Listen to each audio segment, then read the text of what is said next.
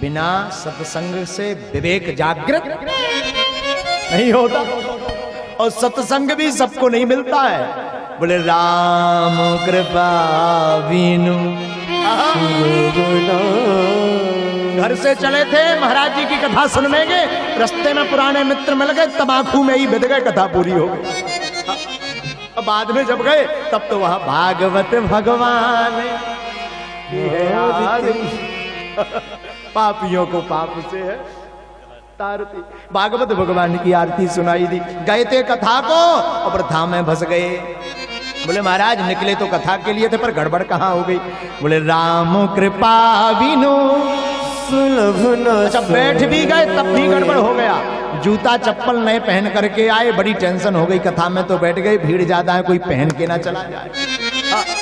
उसे भी नसीब नहीं होती है कथा, बैठने के बाद भी कथा नसीब होना बड़ा मुश्किल है, वो भी तब मिलेगी। बोले राम कृपा बिनु सुलभ न सो। अब बैठ गए तब भी चिंता, जूता चप्पल की भी नहीं है, अपने पांव आ गए, इतने में देख रहे पड़ोसन आई कि नहीं आई है, क्या अकेले ही चले आ, वो बड़ी टेंशन रहती है।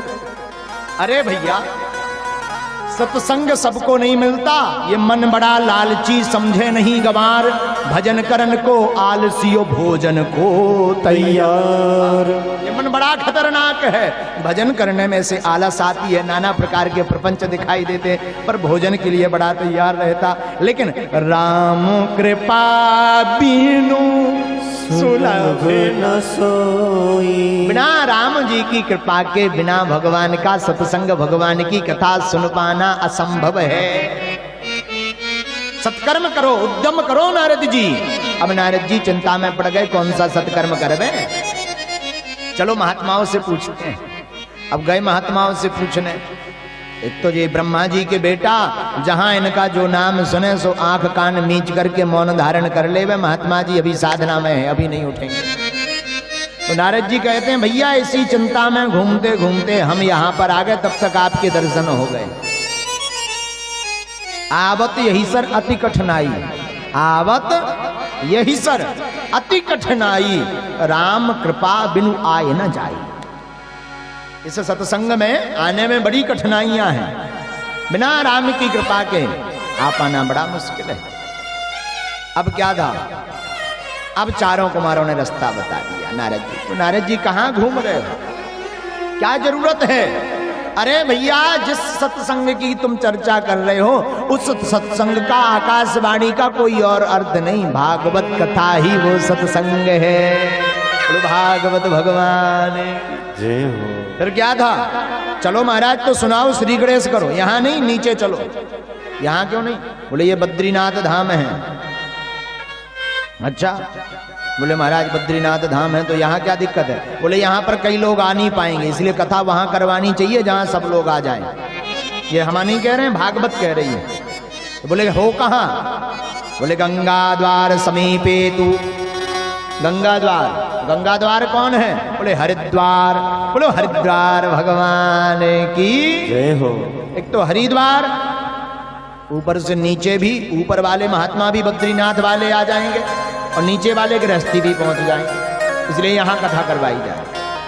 अब पहुंच गए, जीवन मुक्त चारों साधु हैं, सनत सनंदन सनातन सनत कुमार। अब पहुंचे, अब पहले का जमाना तो इतना होता नहीं था कि टेंट फेंट लगे, भाई प्रचार प्रचार हो, 2 महीना से गड़ा वाले महाराज आने ना।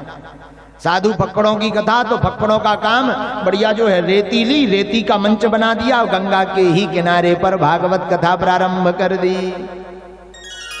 और जहां भागवत कथा को सुना कि भागवत हो रही है, तो बड़े बड़े अमलात्मा विमलात्मा महात्मा दौड़े भागे चले आए। भागवत कहती है भृगुर वसिष्ठस्य चवनस्य गौतमो मेधातिथि देवल देवरातौ रामस्तथा गादिसुतश्च साकलौ मृकंडो पुत्र तिज पिप्पिलादः।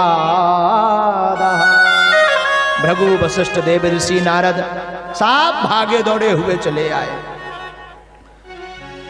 जब सब साधु महात्मा आ गए और सब बैठ गए, तो किसी ने प्रश्न कर दिया महाराज जिस श्लोक को आपने गाया है, उस श्लोक में सबसे पहले नाम भृगु जी का है।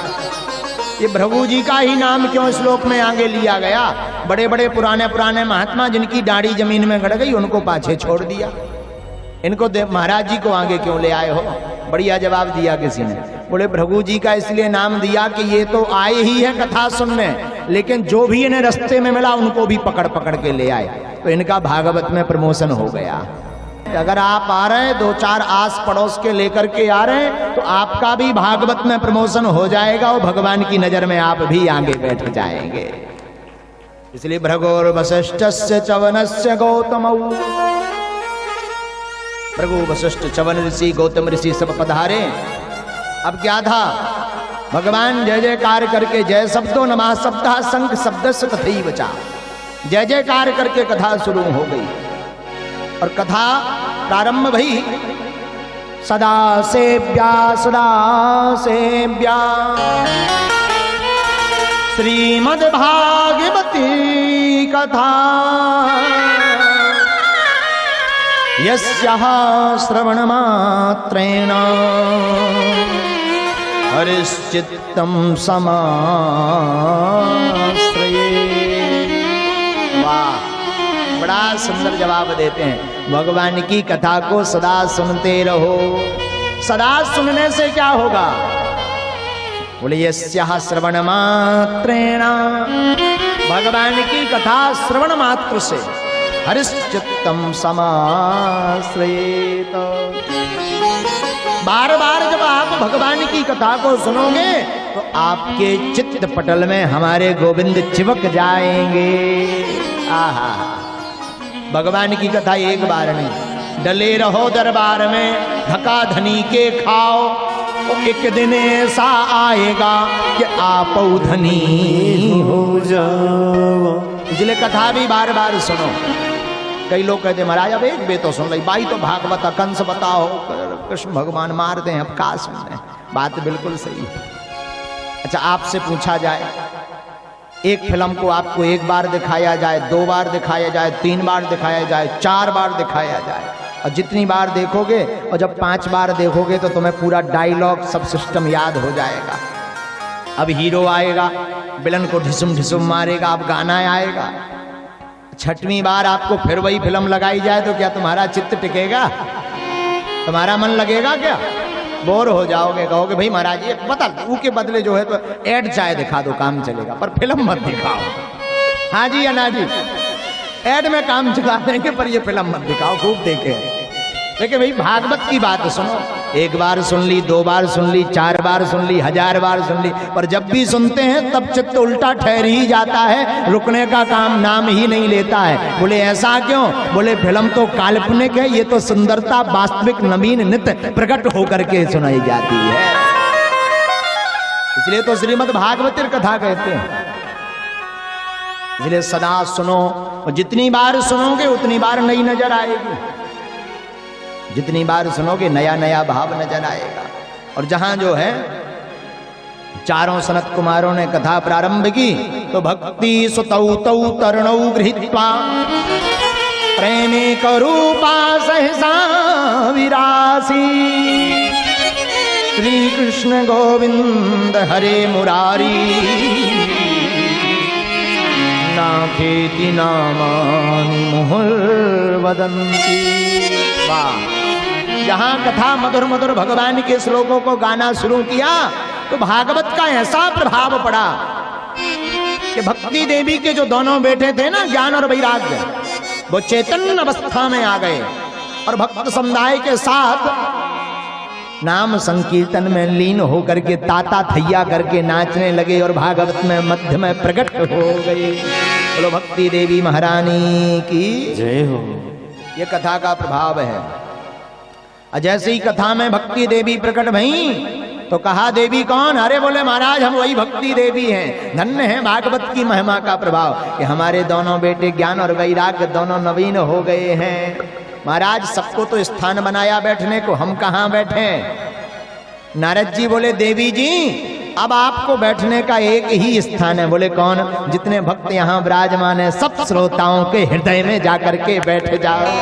आहा, जहां भक्ति वहां भगवान, और जहां भगवान वहां भक्ति। तब तो कहते हैं यस्याः श्रवण मात्रेण हर्षचित्तम समाश्रये।